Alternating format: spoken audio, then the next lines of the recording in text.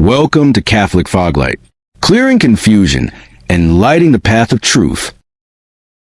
In a world clouded by noise, confusion, and spiritual doubt, we are here to shine the timeless light of the Catholic faith.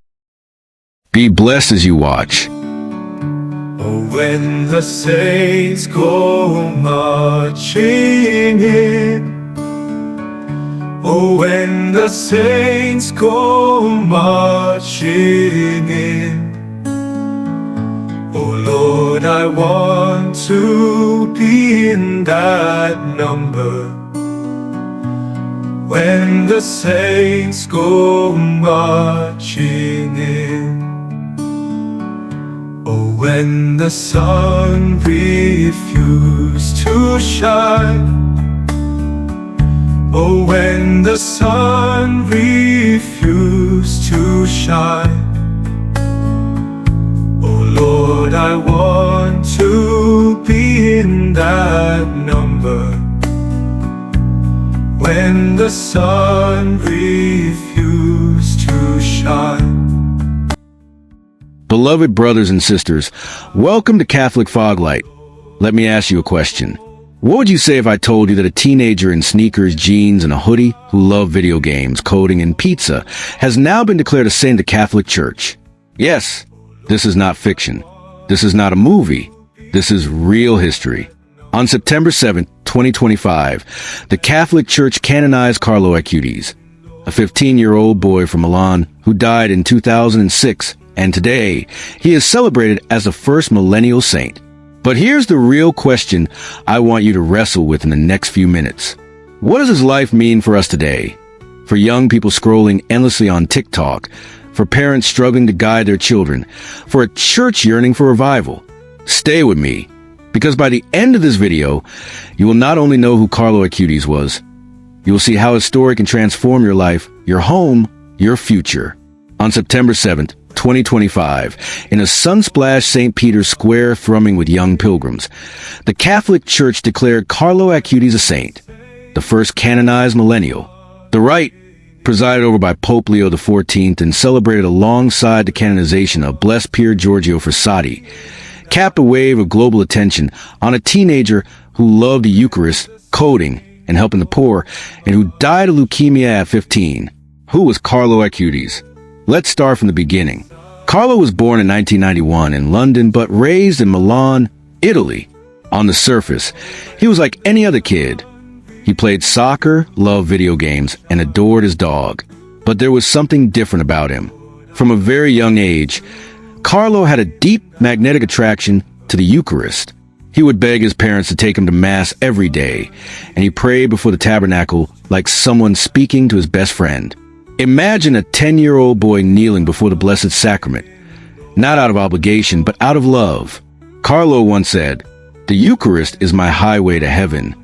And indeed, he made it the center of his entire short life.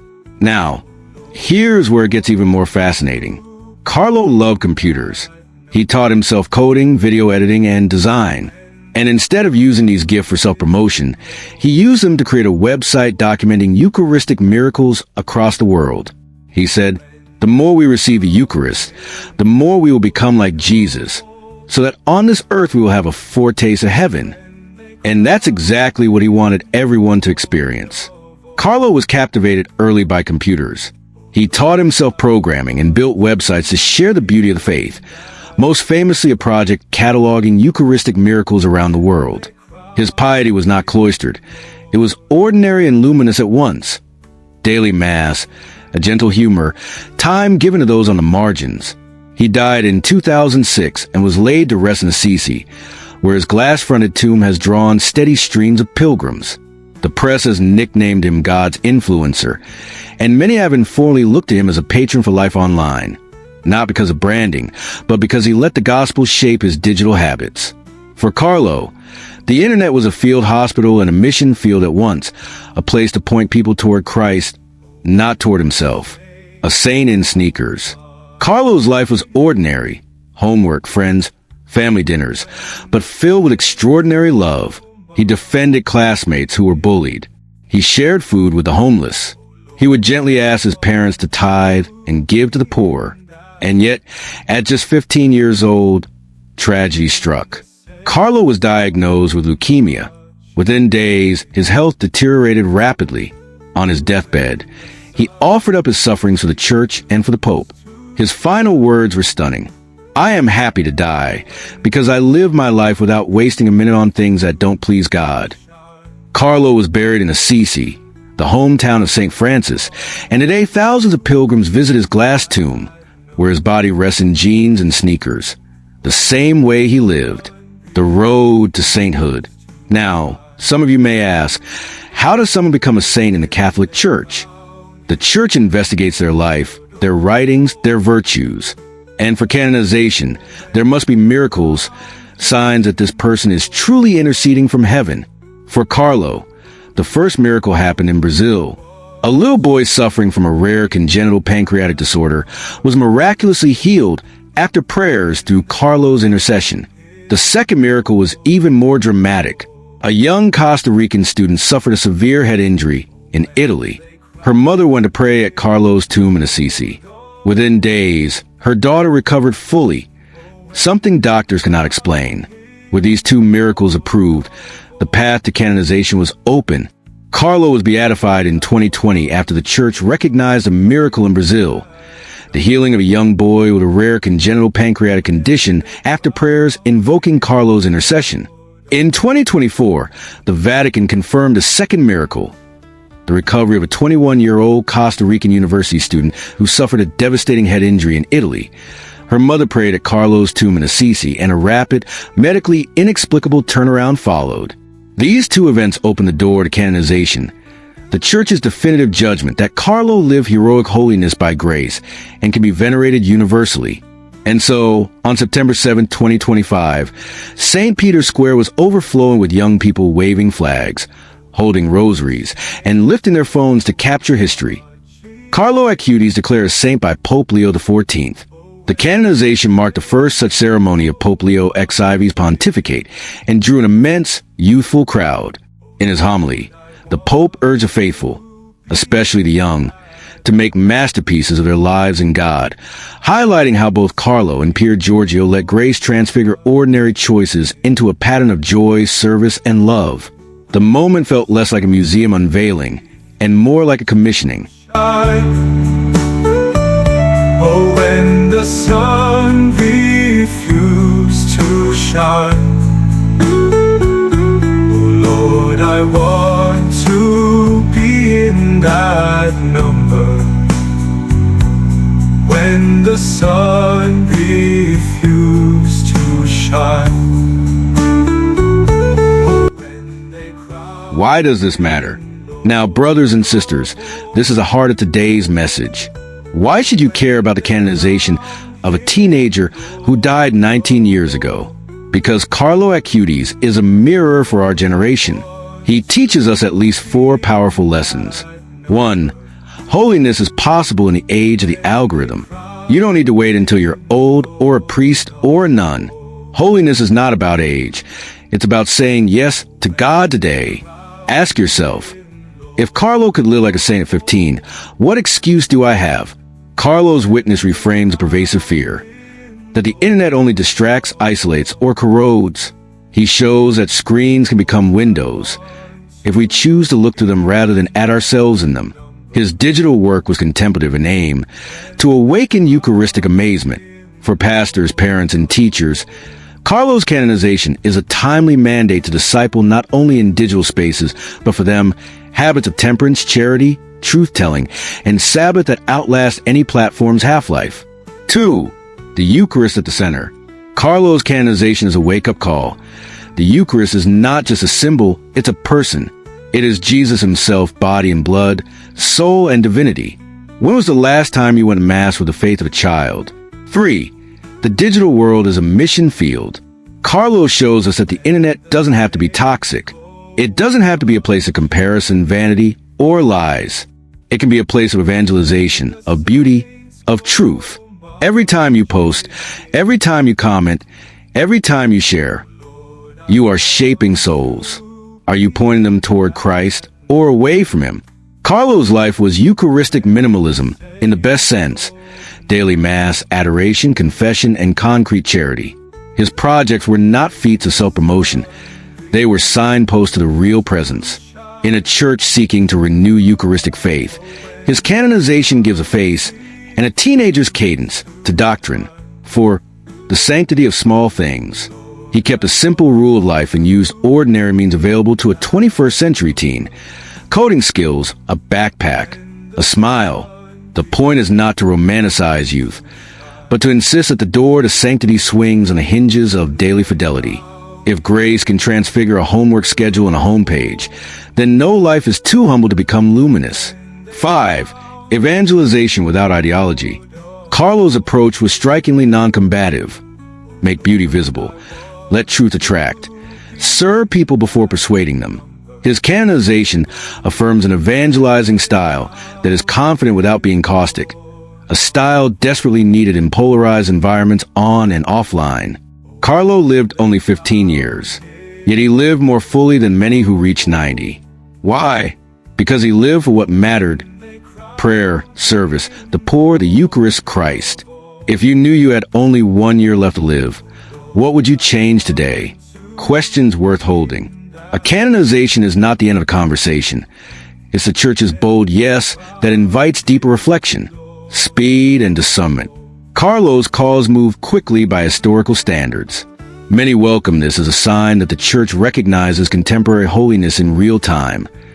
Others ask how the Church safeguards the rigor of discernment under intense media attention. The short answer is that canonization hinges on exhaustive historical, theological, and medical review, and finally on verified miracles, which are investigated with striking scrutiny.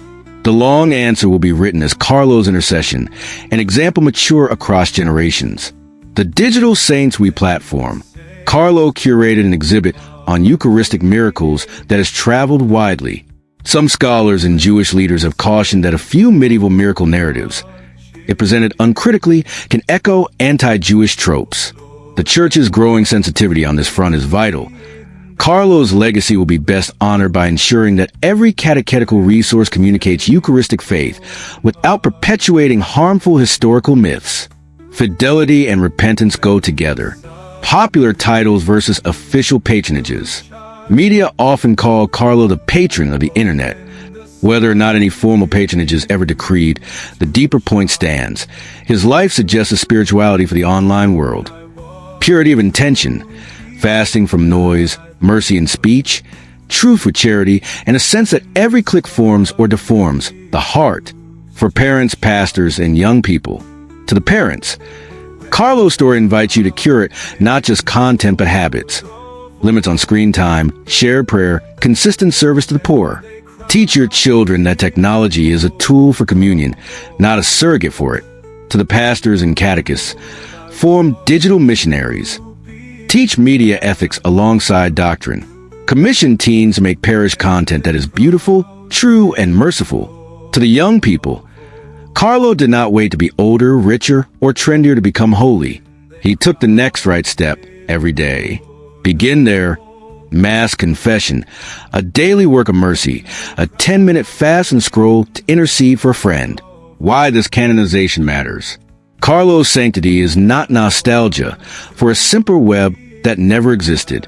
It is a claim, tested in adolescence and sealed in suffering, that grace runs fast in virality, that charity converts more deeply than outrage, and that the Eucharist is not one topic among many, but the blazing center of Christian life. In celebrating him, the Church is not canonizing a vibe. She is canonizing a life configured to Christ and conditions of our age. And that is why the image that lingers from the ceremony is so arresting. A teenager's face above a sea of phones, thousands of hands lifted not for likes but in prayer. The world often says youth is a season for trying on identities. Carlo's life says youth is a season for choosing the one that lasts. The saints go marching in. Oh, when the saints go marching in. Oh Lord, I want to be in that number. When the saints go marching. The challenge. So what do we do now? Carlo once said, all people are born as originals, but many die as photocopies. My friend, you are not called to be a copy of the world. You are not called to chase likes, trends, or hollow applause. You are called to be a saint. And sainthood begins not with grand gestures, but with small, faithful steps. Pray daily, even for 5 minutes. Go to Mass more often. Go to confession regularly. Do one hidden act of love for someone today. Use your phone, your talents, your skills to glorify God, not yourself. Think about it. Carlo was born in 1991. He was just 15 years old when he passed away from a rare form of leukemia. And yet, just a little over a decade later, the church officially began the process toward his sainthood. That's incredible. Now, let's be real. Young people today are facing a mountain of challenges when it comes to living their faith. We got social media, endless entertainment, distractions at every turn. Staying focused on what really matters isn't easy. But that's exactly why Carlo's story hit so deeply. He loved the same things so many of us love: video games, technology, the internet. But here's the difference. He didn't let those things distract him from God. Instead, he used them to glorify God. Carlo was a gamer. He loved YouTube. He loved computers. And yet, he also had a deep, unshakable love for the Eucharist. He even built a website to catalog Eucharistic miracles from around the world. At just 11 years old, can you imagine? While some kids were obsessing over Minecraft or Call of Duty, Carlo was coding a website to bring people closer to Christ. For Carlo, technology wasn't the enemy. It was a tool to share the gospel, a tool to spread light instead of darkness. And that's what amazes me. He saw no contradiction between being a modern teenager and being a faithful Catholic. In fact, his faith made his life online even more powerful. Think about that. A teenager from our generation who lived in our world, used our technology, played our games, is now officially a saint. That means sainthood isn't locked away in dusty history books. It's not reserved for monks in cloisters or mystics from the Middle Ages. Sainthood is for now. Sainthood is for us. Sainthood is for you. Carlo's canonization shouts a powerful truth. You don't need to run away from the modern world to be holy. You need to transform it. You need to live your faith fully, right where you are, in your home, your school, your workplace, even on your phone. And honestly, that's what inspires me. Because if Carlo could do it at 15 with homework and gaming and social media swirling around him, then what excuse do we have? His story is telling us, yes, it's possible to be a saint in sneakers. Yes, it's possible to be a saint online. Yes, it's possible to be a saint in the 21st century. Beloved, imagine a church where every teenager, every parent, every Christian watching this right now decided, I will live like Carlo Acutis. Imagine a generation of saints in sneakers, saints behind laptops, saints on TikTok, saints in classrooms, saints at workplaces. That is not a dream. That can be reality. Carlo's canonization is not just a celebration of his life. It is an invitation to yours. So today, I challenge you. Don't waste your life. Don't waste your time. Choose holiness. Choose Jesus. Choose eternity. So let me turn the question to you. What do you think it means to be a saint in today's world? Drop your thoughts in the comments. I really want to hear from you. Let's start a real conversation. And remember Carlo's words. The Eucharist is my highway to heaven. Let it be yours too. Saint Carlo Acutis, pray for us. And if Carlo's story inspired you today, don't forget to like this video, share with a friend who needs some encouragement, and of course, subscribe for more Catholic content on modern saints, living faith, and becoming the person God is calling you to be. Oh, when the saints go marching in, oh, when the saints go marching in, oh Lord, I want to be in that number. When the saints go